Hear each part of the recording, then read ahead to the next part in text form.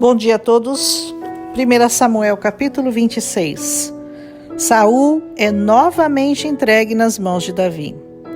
Este episódio relata mais uma perseguição de Saul a Davi.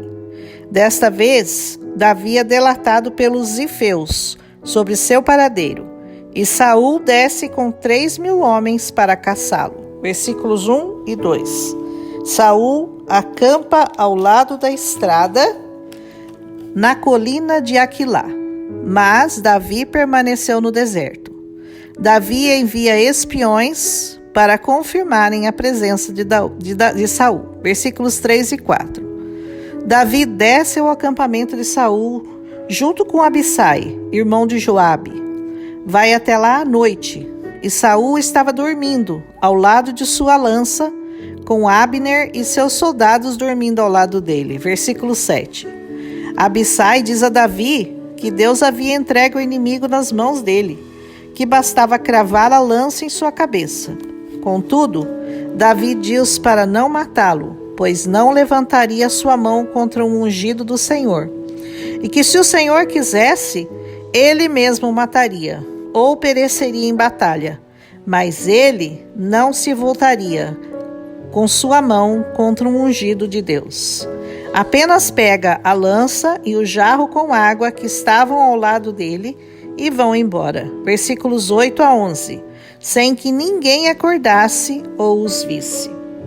Davi estava obedecendo a lei, que diz em Êxodo 22, 28.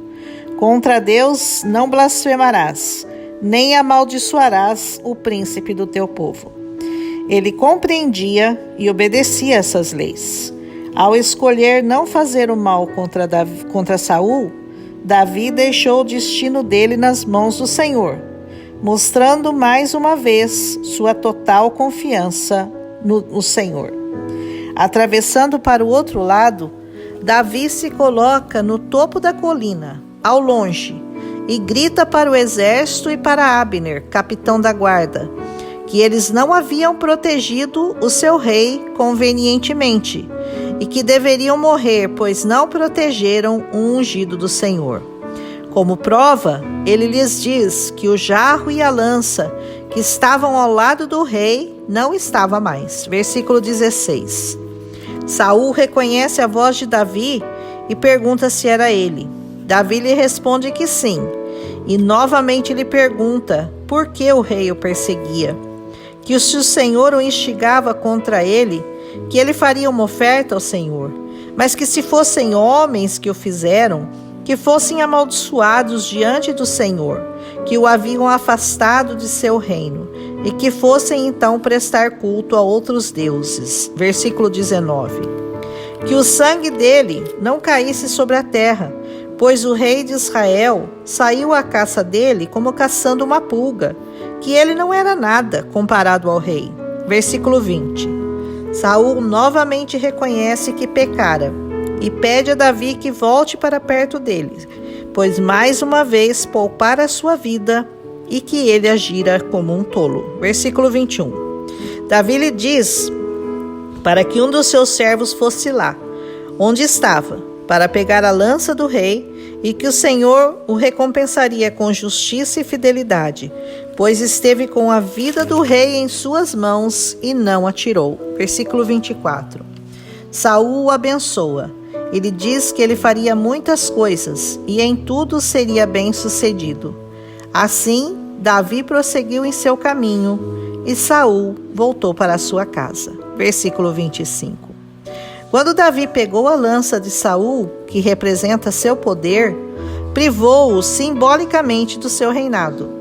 E ao levar a vasilha com água, privou-o da vida, pois a água é imprescindível para a sobrevivência no deserto.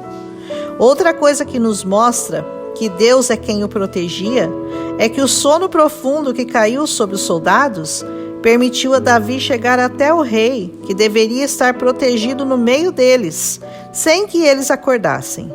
A atitude de Davi em perguntar ao rei o que fizera ele mostra o seu respeito e sua total reverência ao rei. Davi não se sentia seguro para voltar a viver perto de Saul, mesmo que este o tenha convidado. porque sabia que seu estado mental não inspirava confiança nem segurança e que a qualquer momento ele poderia vir contra ele de novo. Cada vez mais vamos percebendo que o Senhor colocava Davi em situações que testavam seu caráter e sua grandeza, pois ele o estava preparando para liderar Israel. Algumas situações em que Deus permite que aconteçam em nossa vida e que nós não entendemos o porquê, são justamente aquelas que nos permitem solidificar nossa confiança em Deus, não nos deixando levar pelo nosso lado humano e que pareceria ser o mais fácil. Davi escolheu obedecer a Deus, honrar seu rei, do que mostrar seu poder de matá-lo por 2 vezes, quando Deus entrega Saul em suas mãos. Nossas atitudes definem nosso futuro. E se somos sábios o suficiente para lutarmos as batalhas do Senhor, que não são vencidas com armas deste mundo, mas com as armas do Senhor. Como você tem enfrentado suas batalhas? Lutando com suas próprias forças e com seu próprio entendimento? Ou entregando-as aos pés do Senhor? A decisão é sua, é minha, é nossa. Mas as histórias e lutas da Bíblia apontam sempre como vencedor aqueles que decidem obedecer. Amém? Um abraço e até amanhã.